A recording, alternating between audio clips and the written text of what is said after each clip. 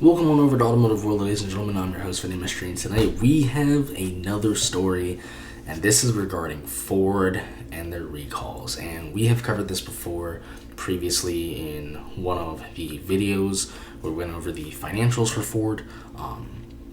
And although Ford was up in ways, they were actually also down quite a lot of money. In fact, a few billion in just recalls, and especially when it came to electric vehicles.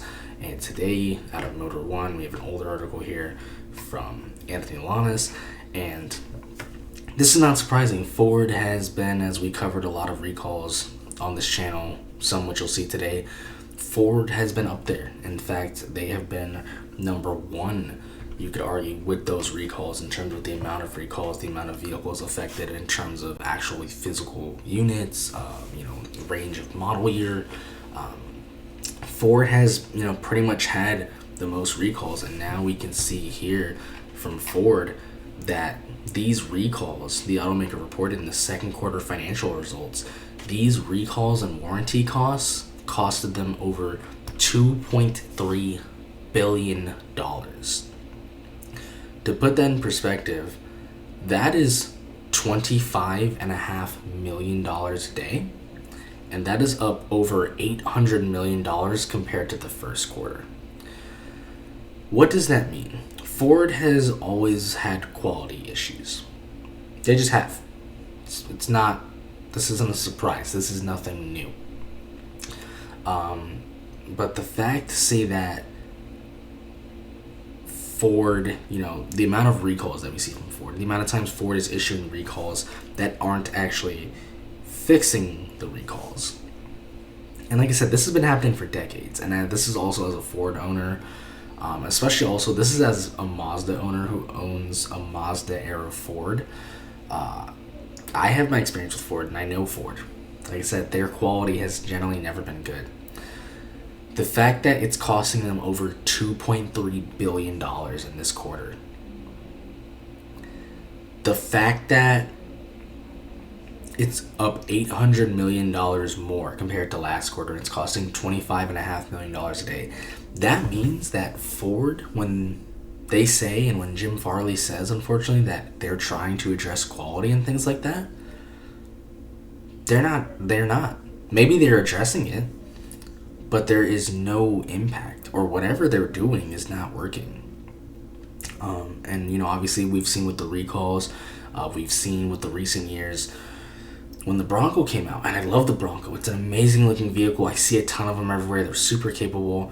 The Bronco release was a disaster, an absolute disaster. And it's one thing to have a bad release on a car, right? On an initial launch, because you can still make up for that in the long term. But when you have it on warranty and recalls, that's prolonged. That's long term. Because the biggest thing with companies nowadays, and especially with car companies, is that you don't want to just make money on a product and then not have it go bad for 20 years and you're making no money. It's the biggest thing with software. It's why it went streaming. We can, obviously there's privacy reasons and things, but the reason software went streaming and you pay monthly now versus buying a license is so you can make more money. And the fact that Ford is making vehicles that are bigger and better and more capability, more expensive than ever, but the quality is so bad that it's costing them more money for recalls and to maintain those vehicles under Ford's watch. I mean, think about that. $2.3 billion in recall and warranties, up $800 million compared to the last quarter. If you're telling me in the last quarter you're spending $800 million more because of recalls, there is nothing you can say about quality. There is no quality at Ford right now. There is no quality control right now at Ford. And that not only shows the quality that, in terms of how these vehicles are being built, that actually shows something more. That shows the engineering. That means the engineering on these vehicles, forget about the people building these vehicles, because it's not the people at the assembly lines whose fault it is. It's not the people at the factory. People are going to say, oh, you know, American workers or Mexican workers, whatever, lazy. No. Because if you engineer something well, generally those issues will never occur. Or it'll be one in every few. The fact that it's up $800 million, think about it, every day, $25.5 million Ford is losing. Not on paying its employees, not on buying parts, not on moving cars and things like that, on just fixing cars and issuing recalls for brand new vehicles. Some of them not brand new, but a lot of them brand new. When you're up $800 million compared to the last quarter, there's not only a quality control issue, it's not only just probably a factory issue, it's not just probably a part supplier issue, it's an engineering issue. Because you do not have bad engineering, you don't have good engineering and spend 2.3, even if you have good engineering and terrible workers, you never get to a number that's 2.3 billion in recall and warranty. You never go up 800 million plus from the last quarter, which first of all, you should never be at that number even then. And you don't say you spend $25.5 million a day on warranty and recalls. The point of this is that Ford is in trouble. We have covered Ford vehicles. We've covered the news. We've covered their financials. And we've covered so many recalls. And trust me, we've covered them, and the Ford recalls are my most watched and most interacted with videos. This Ford, it's not looking good for Ford. This does not give consumers confidence. This doesn't give current owners confidence. This doesn't give future owners confidence. This doesn't give people, when they see a new model from Ford, they want to consider it. No. Ford needs to take a look at everything. They need to take a look at their supply chain, their product suppliers. They need to take a look at the factories. They need to take a look at the biggest thing.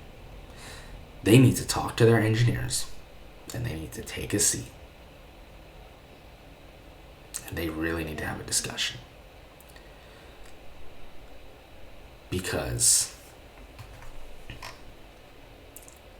this is not good. 37 recalls this year. We're what? Halfway through the year, we can argue. 37 recalls. 3.5 million recalls. The leading automaker. It leads every automaker in recalls. Chrysler, which we also covered today. Stellantis, very close with 36 recalls and 2.2 million cars. But you have the most. And not only do you have the most recalls by one, but you've also got the most affected units. 2.2 million for Chrysler, 3.5 million for Ford. And like I said, we're only halfway through the year. That's counting. We haven't stopped.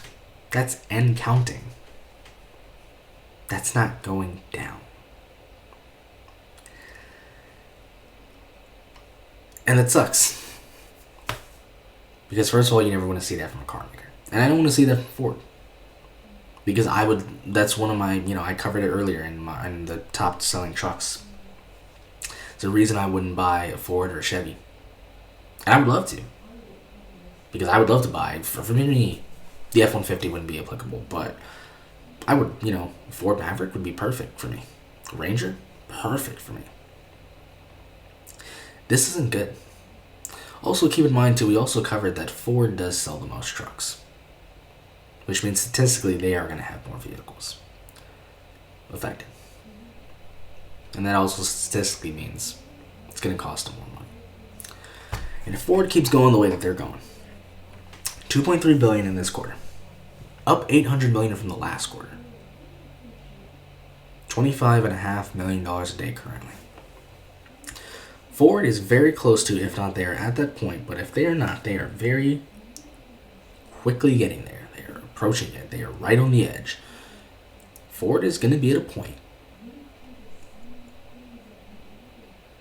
where recalls are costing them so much money, it would be better for them to not sell anything.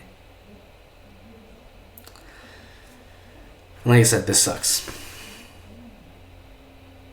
Because I would love to buy a Ford. I wouldn't buy an F-150. Like I said, I don't have a practical use for it. But Ford is the most popular. They make the most trucks. They know what they're doing. I know for a fact Ford knows how to make a truck. I'm not denying that. But what I'm saying is the trucks that Ford is making right now is not up to the Ford standard. And Ford should know they can do better. So I hope that this improves, because I would like to see Ford go back to being the great company that they were. But ultimately we'll have to see. But we'll keep following up on this. I really do hope, though, Ford can figure this out, because that's bleeding money from something that shouldn't be bleeding. Let me know what you guys and girls think down below in this. Let me know what you think Ford can do. I don't think it's over for Ford. I think Ford will hopefully be able to somehow figure this out, but not necessarily sure how, whether it's a management issue or whatnot, a restructuring issue. But let me know what you guys and girls think down below. That's going to do it for now. Thanks for watching, everyone.